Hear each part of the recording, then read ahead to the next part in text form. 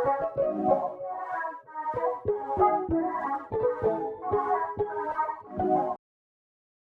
हर वो चीज जिसको हम फील कर सकें और मेजर कर सकें, डायरेक्टली और इनडायरेक्टली। डायरेक्टली कहने का मतलब है कि किसी यूनिट से, है ना, और इनडायरेक्टली कहने का मतलब है कि एक अंदाजा लगा लें, है ना। तो उनको हम कहते हैं फिजिकल क्वांटिटी।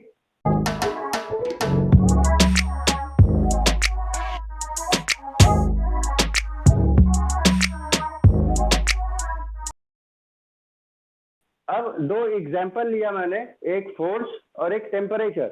फोर्स को रिप्रेजेंट कर सकते हैं F से, टेम्परेचर को रिप्रेजेंट कर सकते हैं T से। तो फोर्स एक ऐसा फिजिकल क्वांटिटी हो जाता है जिसमें मैग्नीट्यूड भी होगा, साथ ही साथ डायरेक्शन भी होता है। जैसे दरवाजे का छिटकनी अगर हमें बंद करना है तो क्या करते हैं, ऊपर की तरफ फोर्स लगाते हैं, है ना। और अगर खोलना है दरवाजा तो छिटकनी किधर खींचते हैं, नीचे की तरफ, है ना। मतलब फोर्स में डायरेक्शन होता है। एज वेल एज अगर हम हल्का सा फिंगर से पुश करें तो शायद छिटकनी ना खुले ना बंद हो, तो एक पर्टिकुलर एफर्ट हमको लगाना पड़ता है कि हाँ कम से कम इतनी ताकत लगाएं तो छिटकनी खुल या बंद हो सकती है। मीन्स फोर्स में मैग्नीट्यूड भी होता है। लेकिन टेम्परेचर ऐसा क्वांटिटी है जिसमें सिर्फ मैग्नीट्यूड होता है, डायरेक्शन नहीं होता। जैसे हमको फीवर भी होता है तो क्या होता है, बॉडी का टेम्परेचर बढ़ जाता है। तो फीवर कभी ईस्ट डायरेक्शन या वेस्ट डायरेक्शन में होता है किसी को? किसी को हुआ है? नहीं। तो टेम्परेचर में सिर्फ मैग्नीट्यूड होता है। तो वैसी क्वांटिटीज जिसमें मैग्नीट्यूड और डायरेक्शन दोनों हो उसको हम कहते हैं वेक्टर क्वांटिटी, और जिसमें सिर्फ मैग्नीट्यूड हो उसको हम कहते हैं स्केलर क्वांटिटी। ठीक है। तो अब है कि इनको रिप्रेजेंट कैसे करें। फिजिक्स में हर चीज के लिए रिप्रेजेंटेशन का अपना तरीका है, सिंबल की मदद से। तो जब स्केलर क्वांटिटी होगी तो कुछ नहीं करना, टेम्परेचर के लिए T लिखा है, मतलब बात हो गया, वो T फॉर टेम्परेचर। लेकिन जब वेक्टर क्वांटिटी की बात करते हैं तो यहाँ जो फोर्स का F लिखा हुआ है, तो ये सिर्फ अभी मैग्नीट्यूड बता रहा है। डायरेक्शन भी बताए, इसके लिए हमको क्या करने की जरूरत है, इसके ऊपर एरो साइन लगाने की जरूरत है। ठीक। तो F जो लेटर है विथ एरो साइन पढ़ा जाएगा फोर्स वेक्टर। क्या पढ़ेंगे उसको? फोर्स वेक्टर पढ़ेंगे। ठीक है। सिमिलरली वेलोसिटी में भी डायरेक्शन होता है। तो v के ऊपर जब सिर्फ v लिखेंगे तो ये हो गया मैग्नीट्यूड ऑफ वेलोसिटी। एक्सेलरेशन भी वेक्टर क्वांटिटी होता है। तो एक्सेलरेशन के लिए a यूज करते हैं, तो सिर्फ a लिखा, दैट मीन्स वो रिप्रेजेंट कर रहा है एक्सेलरेशन के मैग्नीट्यूड को। और डायरेक्शन भी असाइन करना हो तो हम क्या करेंगे, इसके ऊपर एरो साइन लगा देंगे। तो ये हो जाएगा वेलोसिटी वेक्टर, ये हो जाएगा एक्सेलरेशन वेक्टर। क्लियर है यहां तक बात?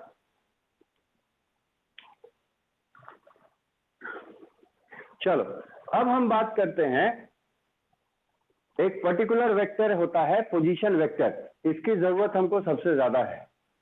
तो पोजीशन वेक्टर क्या होता है? तो पोजीशन वेक्टर समझने के लिए एक बड़ा अच्छा एग्जांपल है डेली लाइफ का, कि मान लो तुम्हारे घर पे कोई आदमी आया और तुम्हारे घर से 4 घर दूर किसी आदमी का पता तुमसे वो पूछ रहा है, जिसको वो नहीं पता है, जिसके बारे में उसको, है ना। तो तुम क्या बताओगे? उसको डायरेक्शन भी बता दोगे कि हाँ इस तरफ है उनका घर, साथ ही साथ एक अंदाजा डिस्टेंस भी हम बता देते हैं कि 4 घर बाद है, या बस 10 कदम बढ़िए दिख जाएगा उनका मकान। इस टाइप से बताते हैं एड्रेस, कि नहीं बताते? है ना। तो हम जो उसको एड्रेस बता रहे हैं, दैट मीन्स हम उसको,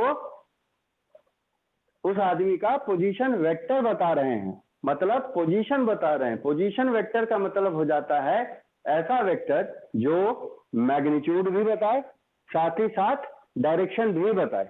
ठीक है। तो तुम्हारे घर पे वो आया है पूछने वाला आदमी, तो तुम्हारा घर जो है वो हो गया रेफरेंस पॉइंट। ठीक है, ओरिजिन भी कह सकते हैं। और जिस आदमी का पता पूछ रहा है वो पर्टिकुलर पॉइंट हो गया। तो तुमने उस आदमी को जो पता बताया वो कैसा बताया? अपने घर के रेफरेंस में बताया, है ना? तो एग्जाम्पल के तौर पे यहां देख लो, ये ओरिजिन हो गया, है ना?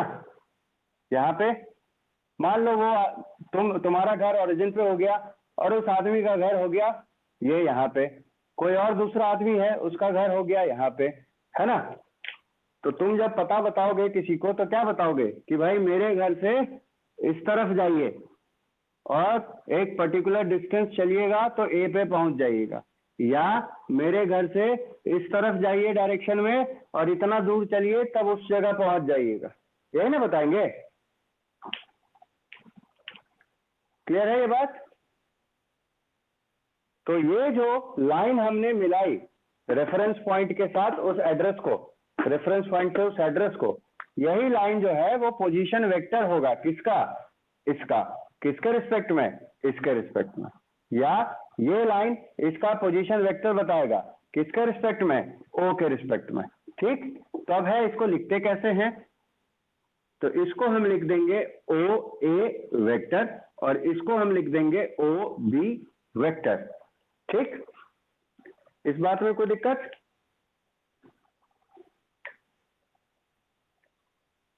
तो यहाँ पे अगर हम वर्ड्स में बात करें तो ओ ए वेक्टर को हम क्या लिख सकते हैं?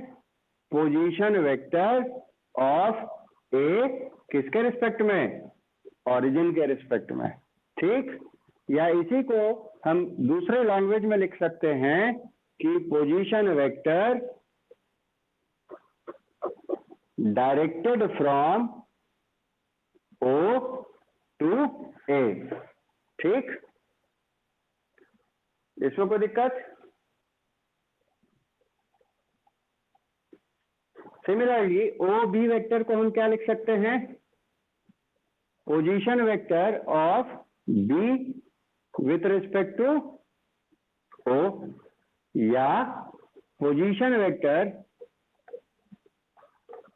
डायरेक्टेड फ्रॉम कहां से कहां? ओ टू बी, है ना? इसी में अब एक चीज देखो कि अगर हमको ए के रिस्पेक्ट में अगर बी का देखना होता तो क्या होता?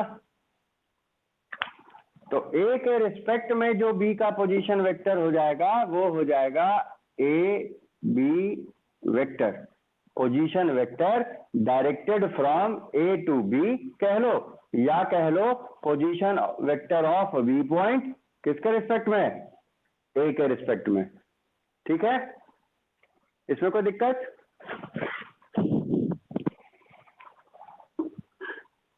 तो ए बी वेक्टर क्या हो जाएगा? Position vector of B point किसके रिस्पेक्ट में? ए के रिस्पेक्ट में, या फिर पोजीशन वेक्टर डायरेक्टेड फ्रॉम कहां से कहां? ए टू बी। ठीक, और हम चाहें तो बी टू ए भी लिख सकते हैं। ठीक है, यहां तक में कोई दिक्कत पोजीशन वेक्टर के कंसेप्ट में? गुनगुन, आदित्य? ठीक है, तो अब हम पहले बात करते हैं एक और वेक्टर यूनिट वेक्टर की, और फिर हम सीखेंगे कि पोजीशन वेक्टर को लिखते कैसे हैं। ठीक है, तो पोजीशन वेक्टर के तुरंत बाद पहले हम बात करते हैं किसकी? यूनिट वेक्टर की। टॉपिक हो गया यूनिट वेक्टर। तो यूनिट का मतलब क्या होता है? वन, है ना? तो यूनिट वेक्टर ऐसा वेक्टर होता है जिसका मैग्नीट्यूड कितना होगा? 1 होगा, साथ ही साथ कुछ डायरेक्शन होगी। ठीक है, तो दो तरह के यूनिट वेक्टर होते हैं, एक तरह के वो जो फिक्स डायरेक्शन के होते हैं। ठीक है, तो कौन से होते हैं वो देख लो। तो हमारे पास डायरेक्शन के लिए रेफरेंस हम यूज करते हैं कोऑर्डिनेट एक्सिस को, एक्स एक्सिस हो गया, वाई एक्सिस हो गया और जेड एक्सिस हो गया। तो वैसा यूनिट वेक्टर, एक यूनिट वेक्टर जो फिक्स होगा वो हमेशा पॉजिटिव एक्स डायरेक्शन में डायरेक्टेड होगा, एक हमेशा पॉजिटिव वाई डायरेक्शन में डायरेक्टेड होगा, और एक हमेशा पॉजिटिव जेड डायरेक्शन में डायरेक्टेड होगा। तो जो पॉजिटिव एक्स डायरेक्शन में डायरेक्टेड होता है यूनिट वेक्टर, उसको हम कहते हैं आई कैप। क्या पढ़ते हैं इसको? आई कैप पढ़ते हैं। ये टोपी के जैसा, तीर का डंडा हटा देते हैं और जो टिप बचती है उसको टोपी के जैसे यहाँ ऊपर लगा देते हैं, इसीलिए कैप, आई कैप। ठीक, वाई डायरेक्शन में जो होता है उसको हम नाम देते हैं जे का, तो हो गया जे कैप। और जेड डायरेक्शन में जो होता है उसको हम देते हैं के से, तो के कैप। कैप किसी के ऊपर लग गया मतलब वो यूनिट वेक्टर है। ठीक है, ये बात ध्यान रहेगी।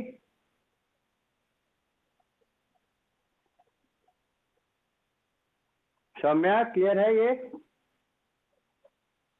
ठीक है, तो ये तीन यूनिट वेक्टर्स हो गए जो फिक्स हो गए, दुनिया इधर की उधर हो जाए इनका डायरेक्शन चेंज नहीं होना, और मैग्नीट्यूड कितना रहेगा? 1, क्योंकि यूनिट वेक्टर्स हैं, है ना। अब अगर निगेटिव एक्स एक्सिस की तरफ का यूनिट वेक्टर देखना हो तो क्या करेंगे हम?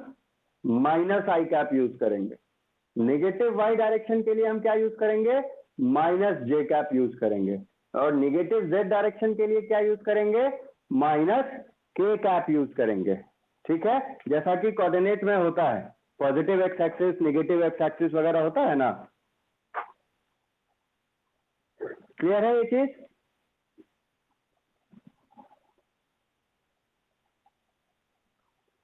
क्लियर है ये सबको? चलो, अब एक क्वेश्चन इसी पे मैं पूछ रहा हूं कि माइनस जे कैप से क्या समझोगे, क्या बताओगे किसी को? माइनस जे कैप का क्या मतलब है?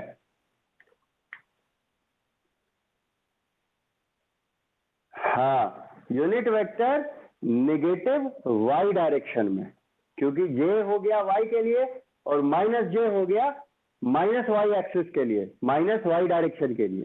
ठीक है, सिमिलरली माइनस के कैप अगर कोई कहे तो उसका मतलब क्या हो जाएगा? निगेटिव जेड डायरेक्शन हो जाएगा। ठीक है, क्लियर है? चलो,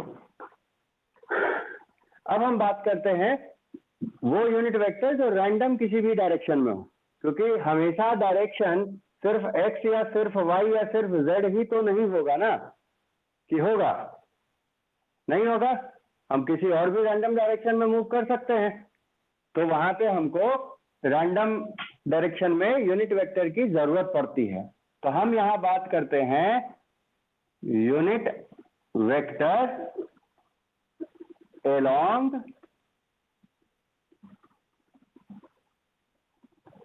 a given पोजीशन वेक्टर। किसी भी पोजीशन वेक्टर के along यूनिट वेक्टर कैसे होगा, कितना होगा? तो मान लो यहाँ पे ये ए बी पोजीशन वेक्टर था, तो फॉर एग्जांपल अगर हम बात करें यूनिट वेक्टर along कौन सा वेक्टर? ए बी वेक्टर, तो उसको रिप्रेजेंट कैसे करेंगे? तो चूंकि यूनिट वेक्टर है तो इसलिए हम ए बी तो लिख देंगे, क्योंकि ए बी पोजीशन वेक्टर के ही along हमको निकालना है, इसलिए ए बी लिख दिया। और चूंकि यूनिट वेक्टर है तो क्या करेंगे? तीर का डंडा गायब कर देंगे और सिर्फ ये जो नोक है उसको टोपी के जैसा पहना देंगे, तो ये क्या बन जाएगा? A B cap. ठीक है, तो ए बी कैप क्या हो गया? यूनिट वेक्टर हो गया। किसके along? ए बी वेक्टर के along। मतलब A B vector unit vector हो गया ए बी पोजीशन वेक्टर के along, इस डायरेक्शन में। ठीक है, और इसका वैल्यू कैसा होगा? तो इसका वैल्यू होता है पोजीशन वेक्टर को उसके ही अपने मैग्नीट्यूड से बस डिवाइड कर दो। ठीक है, यहाँ पहले बता चुके कि अगर एरो हटा देंगे तो सिर्फ एफ बचेगा, मतलब वो क्या होगा? सिर्फ मैग्नीट्यूड बताएगा। एरो लगा देंगे तो डायरेक्शन भी बताएगा, है ना। तो ये ए बी के ऊपर से एरो हटा दिया है, तो ए बी क्या हो गया? ए बी वेक्टर का मैग्नीट्यूड हो गया। ठीक है, तो वेक्टर को अपने ही मैग्नीट्यूड से डिवाइड कर देंगे तो ओवरऑल मैग्नीट्यूड हो जाएगा 1, है ना, और डायरेक्शन के साथ चूंकि कोई छेड़खानी नहीं की थी इसलिए इसका डायरेक्शन बचा रह जाएगा। तो ये जो रेशियो देगा एक ऐसा यूनिट वेक्टर देगा जिसका मैग्नीट्यूड हो गया 1 और डायरेक्शन किसकी हो जाएगी, इस ए बी वेक्टर की हो जाएगी। ठीक है, ये बात क्लियर है सबको?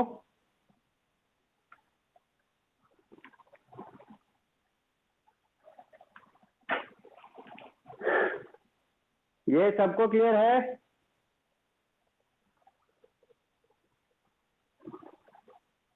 चलो इसी में एक और एग्जांपल ले लेते हैं। जैसे यहाँ 2-3 पोजीशन वेक्टर्स लिए हुए थे, तो मान लो ओ ए वेक्टर के अलोंग पोजीशन वेक्टर चाहिए, तो क्या करेंगे, ओ ए कैप से इंडिकेट करेंगे उसको, और वो बराबर होगा किसके, O A vector by O A vector का magnitude. Similarly O B cap निकालना हो तब क्या करेंगे, ओ बी वेक्टर को अपने ही मैग्नीट्यूड से डिवाइड कर देना है। ठीक, इसमें कोई दिक्कत? तो ये हो गया सिर्फ फॉर्मूला की बात। अब हम एक्चुअल में कैलकुलेट करके सीखते हैं तो ज्यादा क्लियर हो जाएगा। यहां तक में कोई कंफ्यूजन या डाउट किसी को?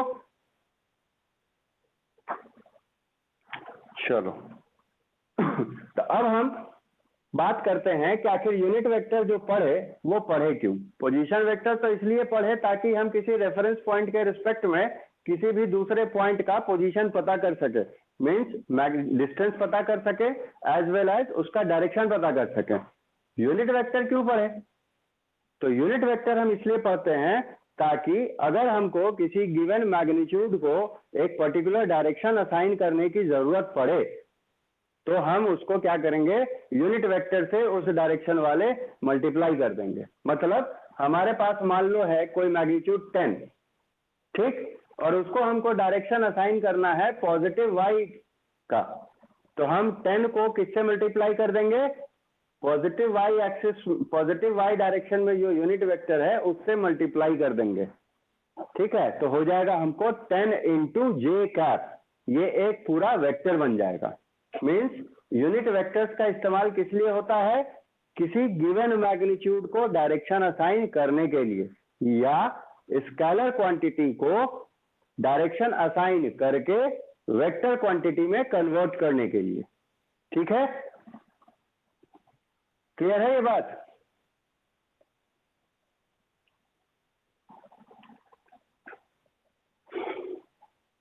चलो तो अब हम पहले लिखना सीखते हैं पोजीशन वेक्टर।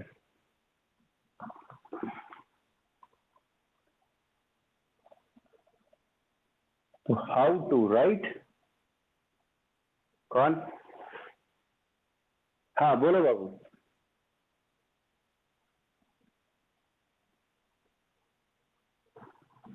अभी इसी एग्जाम्पल पहले देख लो फिर हम बता देते हैं उसको भी। ठीक है,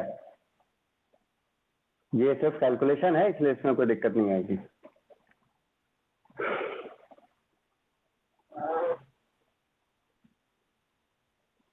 ऐसे इस वीडियो का रिकॉर्डिंग भी है तो तुमको थोड़ी देर में अपने आप रिकॉर्डिंग सेक्शन में अपडेटेड मिल जाएगा। ये ऐसे हम बता देंगे, अभी पहले ये समझ लो। एक्स डायरेक्शन हो गया, वाई हो गया, जेड हो गया, ये हो गया ओरिजिन। ओरिजिन के कोऑर्डिनेट्स क्या होते हैं, 0 0 0, है ना। मान लेते हैं 2 पॉइंट्स, एक हो गया ए जिसके कोऑर्डिनेट्स हैं 5 7 2, और एक है बी पॉइंट जिसके कोऑर्डिनेट्स हैं 3 8 9। ठीक, तो हमको करना क्या है, हमको पोजीशन वेक्टर्स निकालने हैं। कौन कौन? तो ओ से ए निकालना है, मतलब ए का position vector with respect to O कहें या position vector directed from O to A कहें, बात तो एक ही है। सिमिलरली बी का position vector O B vector, फिर ए से बी ए बी वेक्टर, और फिर बी से ए बी ए वेक्टर। इतने सारे पोजीशन वेक्टर हमको कैलकुलेट करने हैं फटाफट। तो कोऑर्डिनेट ज्योमेट्री पढ़े होगे, डिस्टेंस फॉर्मूला याद है उसका किसी को? क्या था? अंडर रूट में x2 माइनस x1 का square plus y2 minus y1 का स्क्वायर, है ना? यही होता है, और उसको जोड़ देते हैं और फिर स्क्वायर रूट निकाल लेते हैं। तो जो डिस्टेंस फॉर्मूला होता है उसी फॉर्मूले की मदद से हम लोग पोजीशन वेक्टर के मैग्नीट्यूड को कैलकुलेट करते हैं, ठीक? और जो x2 माइनस x1 करते हैं और जो y2 माइनस y1 करते हैं, उसी तरह यहाँ पे चूंकि तीसरा एक्सिस बढ़ जाता है z, तो यहाँ पे हम z2 माइनस z1 भी करते हैं और इसकी मदद से हम लोग पोजीशन वेक्टर निकाल लेते हैं। तो देखो क्या होगा, पहले OA वेक्टर देख लेते हैं। तो OA वेक्टर O से A जा रहा है, यही ना? तो फाइनल पॉइंट क्या होगा? A, इनिशियल पॉइंट क्या होगा? O, मतलब ये हो गया तुम्हारा x1 y1 z1 और ये हो गया तुम्हारा x2 y2 z2। तो हम क्या करेंगे? x2 minus x1, y2 minus y1, z2 minus z1 करेंगे। तो क्या मिलेगा हमको? 5 माइनस 0, 7 माइनस 0 और 2 माइनस 0, यही मिला ना? अब x डायरेक्शन में कौन सा यूनिट वेक्टर होता है? आई कैप। तो हम x कोऑर्डिनेट्स को जो आपस में माइनस किए हैं उसके साथ मल्टीप्लाई कर देंगे आई कैप को। y डायरेक्शन में कौन सा है? जे कैप। तो y वाले को हम मल्टीप्लाई कर देंगे जे कैप से, और z डायरेक्शन में क्या है? के कैप। तो z वाले को हम मल्टीप्लाई कर देंगे के कैप से, ठीक है? तो ये दूसरा स्टेप हो गया। तीसरे स्टेप में हम क्या करेंगे?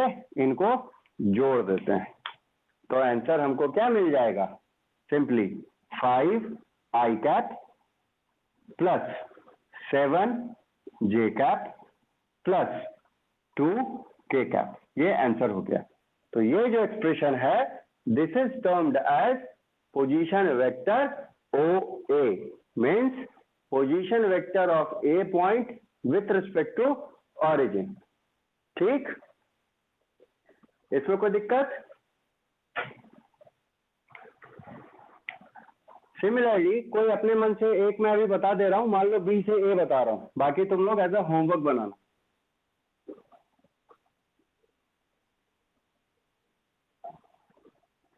B से A है, मतलब फाइनल पॉइंट हो गया ये और इनिशियल पॉइंट हो गया ये, है ना? तो ये हो जाएगा x1 y1 z1, ये हो जाएगा x2 y2 z2, नहीं उल्टा बोल दिया।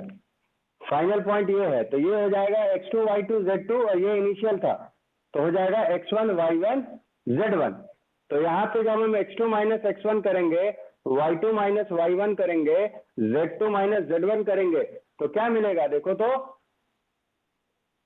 5 माइनस 3 करना है और 7 माइनस 8 करना है और 2 माइनस 9 करना है ना? अब क्या करना है? दूसरे स्टेप में आई जे के कैप लगाना है।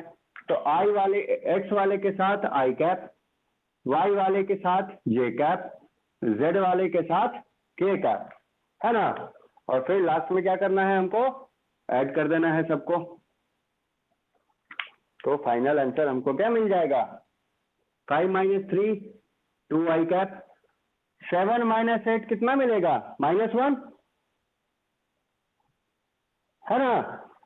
तो वो -1 से ये प्लस साइन क्या होगा? माइनस हो जाएगा। अब है कि 1 तो हम लिखते नहीं हैं, तो सिर्फ क्या बचेगा? जे कैप बचेगा। फिर यहाँ देखो 2 माइनस 9 क्या बचेगा? -7, इस प्लस के साथ मल्टीप्लाई होके हो जाएगा वो माइनस साइन और के कैप। तो ये आंसर हो गया इसके पोजीशन वेक्टर का, बी से ए। क्लियर है? कैलकुलेशन क्लियर है सभी को? चलो अब मैग्नीट्यूड निकालने की बात करते हैं। तो मैग्नीट्यूड निकालने में क्या बोला था कि जो डिस्टेंस फॉर्मूला है वही यूज करेंगे। तो देखो आधा काम हम कर चुके हैं, x2 minus x1, y2 minus y1, z2 minus z1, इतना तो हम कर चुके हैं। हमको करना क्या है, इनकी वैल्यूज का स्क्वायर करना है ना।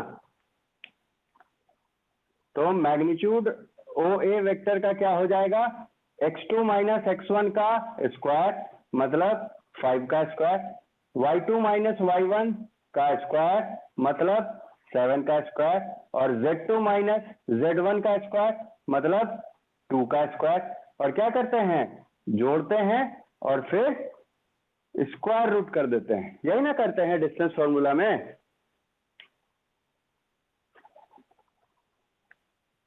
तो यहाँ बस z2 माइनस z1 वाला टर्म बढ़ गया है। तो या तो उस तरीके से समझो, या ये समझ लो कि i j k का जो कोफिशिएंट होगा मतलब 5 7 2 तीनों को स्क्वायर करके जोड़ देना है और फिर स्क्वायर रूट निकाल लेना है। तो क्या मिल जाएगा आंसर, देखो तो जरा, 25 49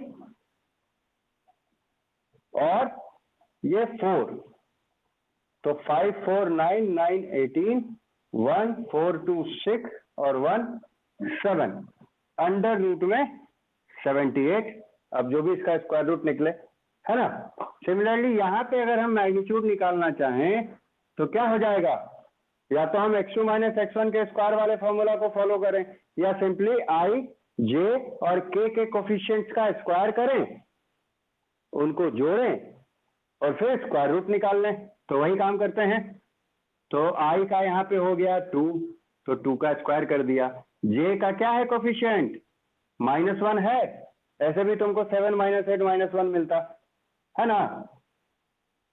और 2 माइनस 9, या फिर k का कोफिशिएंट कितना, -7, उसका स्क्वायर क्या करेंगे, जोड़ देंगे और फिर स्क्वायर रूट निकाल लेंगे। तो ये क्या हो जाएगा, देखो तो 4 1 और ये 49, तो 49 50 54, तो ये हो जाएगा अंडर रूट में 54। तो ये हमने मैग्नीट्यूड निकालना सीख लिया। इसमें कोई दिक्कत,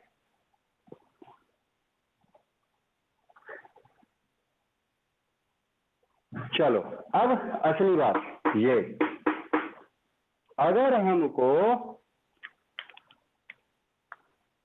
ओ ए वेक्टर के अलोंग अगर पोजीशन वेक्टर चाहिए होगा तो कैसे निकालेंगे, ऑलरेडी लिखे हुए हैं। वेक्टर को अपने ही मैग्नीट्यूड से क्या करना है, डिवाइड कर देना है, मतलब O A vector by magnitude of O A. तो क्या हो जाएगा, वेक्टर लिखेंगे 5i cap plus 7j cap plus 2k cap and divided by its magnitude means root under 78। हो गया यूनिट वेक्टर का एक्सप्रेशन।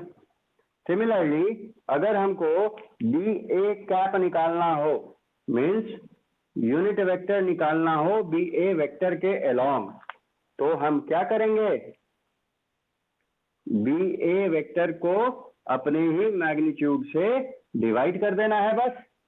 तो देखो बी ए वेक्टर क्या है, 2i कैप है, माइनस जे कैप है, -7k कैप है, और डिवाइडेड बाय इसका मैग्नीट्यूड कितना था, रूट 54 था।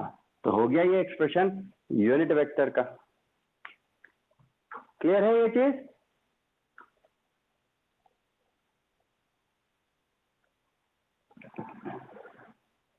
सभी स्टूडेंट्स क्लियर है ये बात।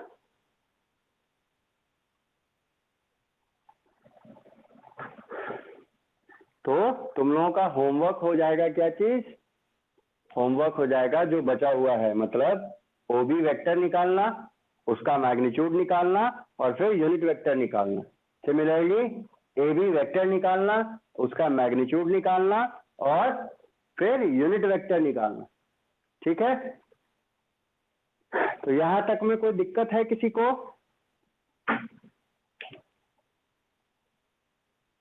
ठीक है, इसका स्क्रीनशॉट ले लो ताकि कॉपी में नोट कर सको। ऐसे में अच्छा नहीं, फोटो नहीं ले पाऊंगा, स्क्रीनशॉट लेके रख लो। ले लिया,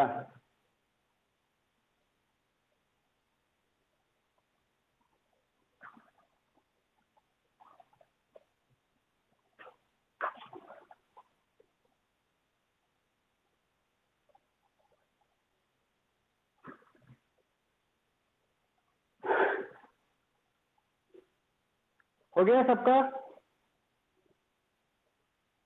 चलो, अब इसमें अभी तक किसी ने पूछा नहीं है, यूनिट वेक्टर का जो एक्सप्रेशन है वो तो अजीबोगरीब है ना, इतना लंबा चौड़ा है। और यूनिट वेक्टर का कंसेप्ट कहता है कि इसका मैग्नीट्यूड कितना होना चाहिए, 1 होना चाहिए, है ना। तो हम क्रॉस चेक कर लेते हैं ताकि कोई डाउट नहीं रहे मन में। ओ ए कैप कितना है, 572, 5 आई कैप, 7 जे कैप, 2 के कैप डिवाइडेड बाय मैग्नीट्यूड कितना था, √78। तो तुम लोगों को इतनी मैथ्स तो बिल्कुल आती होगी, भले ही बायोलॉजी के हो या मैथ्स के हो। इसको हम कुछ इस तरह से भी तोड़ के लिख सकते हैं, 5 आई कैप बाई √78, ऐसा लिख सकते हैं तोड़ के।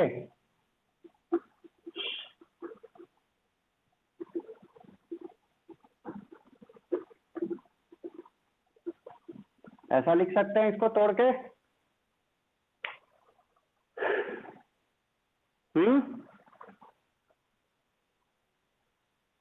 श्रुति, साक्षी, चलो तो अब हमको क्या करना है, क्रॉस वेरीफाई करना है यूनिट वेक्टर का मैग्नीट्यूड निकाल के। तो मैग्नीट्यूड क्या होता है, आई कैप के कोफिशिएंट का स्क्वायर, मतलब 5 बाई √78 का स्क्वायर प्लस जे कैप का कोफिशिएंट का स्क्वायर प्लस के कैप के कोफिशिएंट्स का स्क्वायर और फिर सबका स्क्वायर रूट, है ना। इसमें कोई दिक्कत किसी को? चलो तो देखो, तो स्क्वायर तोड़ के ऊपर हो जाएगा 25 बाई 78, 49 बाई 78, 4 बाई 78। तो आगे की कहानी तो समझ में आ ही गई होगी। एलसीएम ले लेंगे, ऊपर हो जाएगा 25, 49, 4, क्या मिला 78 बाई 78, बच गया 1। तो क्या मिलना चाहिए, ±1 बचता है ना। तो देखो, अब एक्चुअल में मैग्नीट्यूड को जो हम एक्सप्रेस करते हैं, ये तो मैंने सिंपल तरीका बताया। एक्चुअल में जो हम मैग्नीट्यूड को एक्सप्रेस करते हैं वो कुछ इस तरह से करते हैं, ओ ए वेक्टर लिख देते हैं। तो एक तो ये बच्चा वाला तरीका है कि एरो हटा दो, या बढ़िया तरीका है कि वेक्टर के दोनों बगल इस तरह से डंडे खींच दो, इसको कहते हैं मॉड। मॉड का मतलब मैग्नीट्यूड से है, तो प्लस हो चाहे माइनस हो, वो सिर्फ किसको कंसीडर करता है, मैग्नीट्यूड को कंसीडर करता है। तो मैग्नीट्यूड कितना हुआ, 1, है ना। क्लियर है? यहां भी जो बी ए वेक्टर का मैग्नीट्यूड है उसको हम कैसे एक्सप्रेस करेंगे, बी ए वेक्टर का मॉड। क्या पढ़ते हैं, मॉड पढ़ते हैं, ठीक है। मॉड का मतलब स्क्वायर रूट के बाद जो भी प्लस माइनस आएगा उसको इग्नोर कर देना है, सिर्फ वैल्यू लेना है हमको, ठीक। तो देखो, साबित हो गया कि ओ ए कैप का जो मैग्नीट्यूड होता है वो 1 होता है। क्लियर है? तो उसी तरह से हम बी ए कैप का भी हम कैलकुलेट कर सकते हैं। 2 बाई √54 प्लस -1 बाई √54, फिर -7 बाई √54, फिर सबका स्क्वायर करके ऐड करेंगे तो इसी तरह से हमको 1 आ जाएगा। क्लियर है? अब हम लोग एक बहुत ही इंपॉर्टेंट बात डिस्कस करने जा रहे हैं वेक्टर के बारे में, पोजीशन वेक्टर, ठीक है। तुमको पहले ही चैप्टर में जरूरत पड़ेगी। तो ट्रिग्नोमेट्री तो सबने पढ़ा है ना 10th में। साइन थीटा क्या होता है, b/h या p/h? Very good, cos theta क्या होता है, टेन थीटा क्या होता है, कॉस 30 कितना होता है,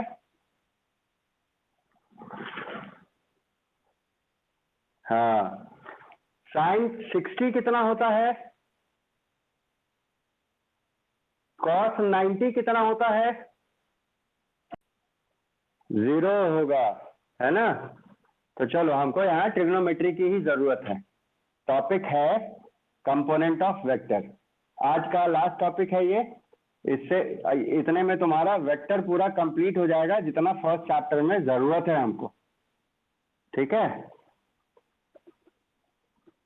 उसके बाद जब हम लोग वर्क एनर्जी वाले चैप्टर में जाएंगे तो हमको डॉट प्रोडक्ट पढ़ने की जरूरत पड़ेगी, और फिर जब हम लोग रोटेशनल मैकेनिक्स पढ़ेंगे तो वहाँ टॉर्क का कंसेप्ट आएगा, वहाँ हमको क्रॉस प्रोडक्ट पढ़ने की जरूरत पड़ेगी, तो वो उस समय जानेंगे उसके बारे में। देखो पहले तो ट्रिग्नोमेट्री पे आते हैं।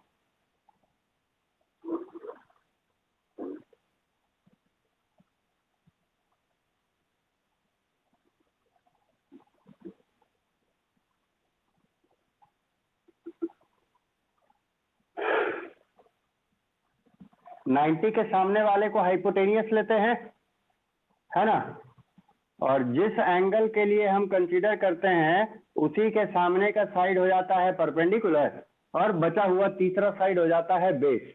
यही होता है। तो देखो अगर हमको P का वैल्यू पता करना हो तो हम क्या कर सकते हैं, साइन की मदद ले सकते हैं। साइन हमको पता है P/H, तो यहाँ P का वैल्यू क्या मिल जाएगा हमको, H साइन थीटा मिलेगा, मिलेगा। सिमिलरली अगर हमको B पता करना हो तो हम क्या मदद ले सकते हैं, कॉस थीटा की। कॉस थीटा होता है बेस बाय हाइपोटेनियस, तो यहाँ से बेस क्या हो जाएगा, H कॉस थीटा होगा, होगा। तो देखो अगर हम इस फिगर को रीड्रॉ कुछ अपने मन से करना चाहें तो कुछ ऐसा भी ड्रॉ करके हम बात कर सकते हैं कि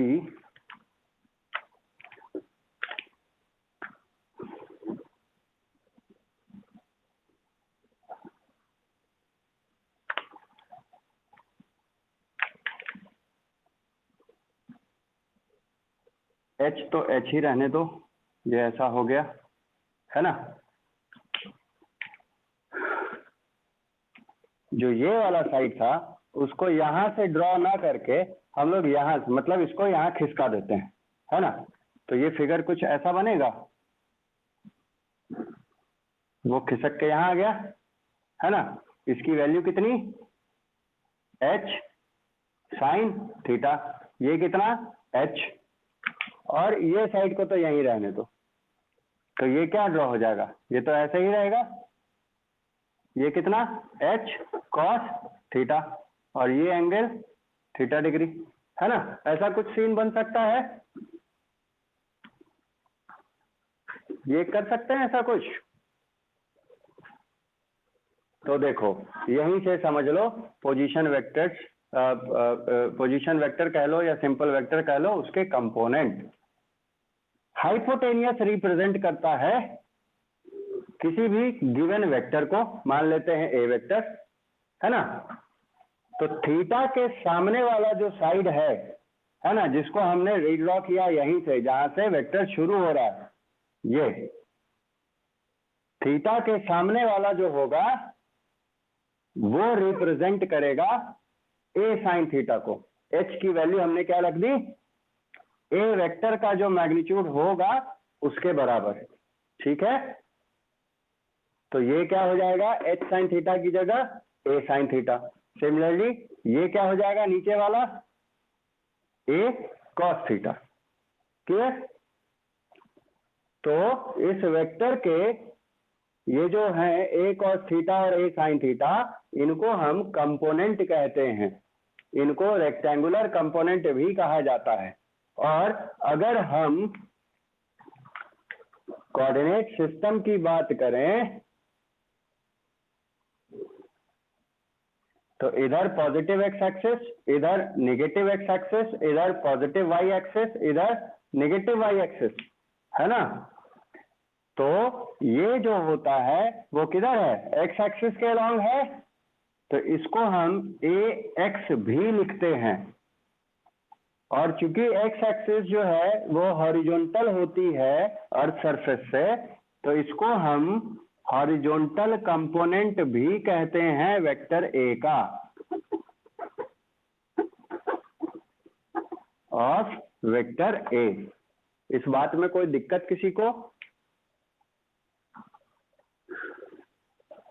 इसमें किसी को कोई दिक्कत?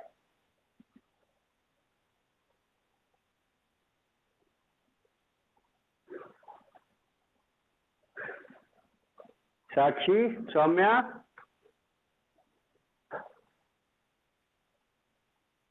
ठीक है। अब साइन थीटा वाला किधर है कंपोनेंट, वाई एक्सिस की तरफ, तो इसको हम ए वाई से भी एक्सप्रेस कर सकते हैं, ठीक है। और चूंकि ये वर्टिकल होता है इसीलिए हम इसको वर्टिकल कंपोनेंट भी कहते हैं, vertical component of A vector, ठीक है। क्लियर है? अब देखो इसमें एक और चीज, चूंकि अब बहुत कुछ पढ़ चुके हैं तो हम इस चीज को भी समझ सकते हैं। अगर ए वेक्टर को कंपोनेंट्स के टर्म्स में लिखना हो तो कैसे लिख सकते हैं, या तो सिंपली ए एक्स और ए वाई लिखें, और ए एक्स चूंकि किधर है, पॉजिटिव एक्स एक्सिस की तरफ है, इसलिए आई कैप से मल्टीप्लाई कर दें।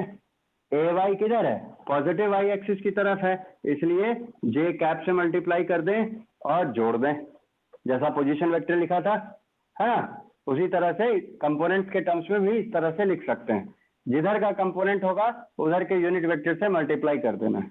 या हम कुछ इस तरह से लिख सकते हैं, ए कॉस थीटा आई कैप प्लस ए साइन थीटा जे कैप, ठीक है। तो पोजीशन कंपोनेंट्स के टर्म्स में अगर हमको पोजीशन वेक्टर लिखना हो तो हम इस तरीके से भी लिख सकते हैं उसको। इसमें कोई दिक्कत किसी को?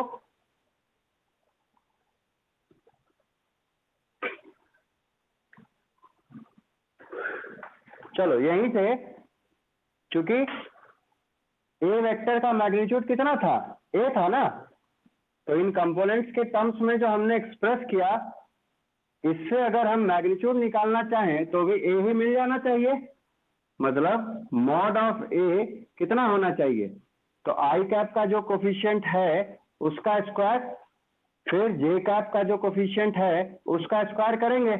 तो यहां से भी हम बात करें तो A X square plus A Y square और इसका स्क्वायर रूट, तो ए कॉस थीटा का स्क्वायर, ए साइन थीटा का स्क्वायर, ये हो जाएगा A square cos square theta plus A square sine square theta. तो देखो कुछ कॉमन आ सकता है इसमें, ए स्क्वायर को बाहर ले सकते हैं कॉमन, अंदर क्या बच जाएगा, cos square plus sine square. Trigonometry में पढ़े हुए हैं कि इसकी वैल्यू कितनी होती है, 1 के बराबर, तो अंदर बच जाएगा सिर्फ ए स्क्वायर, तो बाहर आ गया सिर्फ ए। तो देखो वेक्टर ए का मैग्नीट्यूड ए मिल गया हमको वापस से।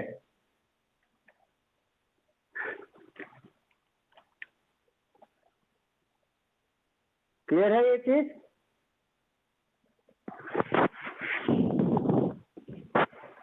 कंपोनेंट्स को समझने में कोई दिक्कत?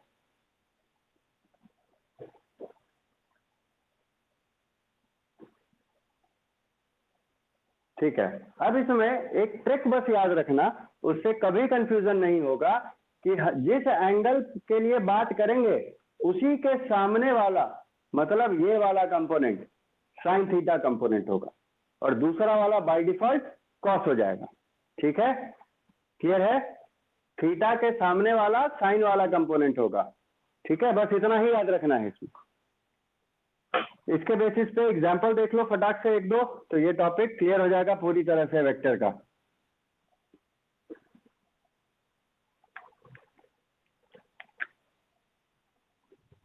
अगर ये ए वेक्टर वर्टिकल से थीटा बनाता तो थीटा के सामने वाला क्या हो गया, ये हो गया, है ना। तो उसको हम वहां तो ड्रॉ करेंगे नहीं, खिसका के यहां ले आते हैं। तो ये कौन सा हो जाएगा, साइन थीटा कंपोनेंट हो जाएगा। और बच गया कौन सा, इधर वाला, तो ये कॉस थीटा कंपोनेंट हो गया। क्लियर है, क्लियर है ये बात।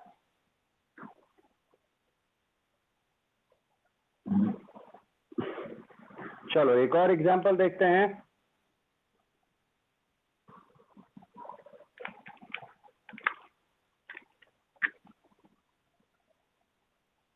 ये ए वेक्टर मान लो इधर है, ये एंगल है थीटा। तो क्या बोला कि थीटा के सामने वाला जो होगा वो साइन कंपोनेंट होगा, यही ना बोले हैं। तो इसको यहां तो ड्रॉ करेंगे नहीं, कहां ड्रॉ करेंगे, यहां पे, जहां से वेक्टर शुरू होता है। तो ये हो गया साइन थीटा कंपोनेंट, और बच गया कौन सा, ये वाला कंपोनेंट। तो ये हो गया कॉस थीटा कंपोनेंट। ठीक है, क्लियर है। अब इसी में देख लो ये वाली बात, इधर पॉजिटिव एक्स, इधर negative X, positive Y, negative Y. तो यहां पे इस वेक्टर को कैसे एक्सप्रेस कर सकते हैं, A vector is equal to A X, है ना, ये ए एक्स हुआ। तो ए एक्स देखो ये किधर है, नेगेटिव एक्स एक्सिस की तरफ डायरेक्टेड है ना। तो इसलिए हम यहां मल्टीप्लाई करेंगे माइनस आई कैप से, ठीक है। और ए वाई ऊपर हुआ, तो ऊपर तो पॉजिटिव डायरेक्शन है वाई का, इसलिए सिर्फ जे कैप से मल्टीप्लाई होगा।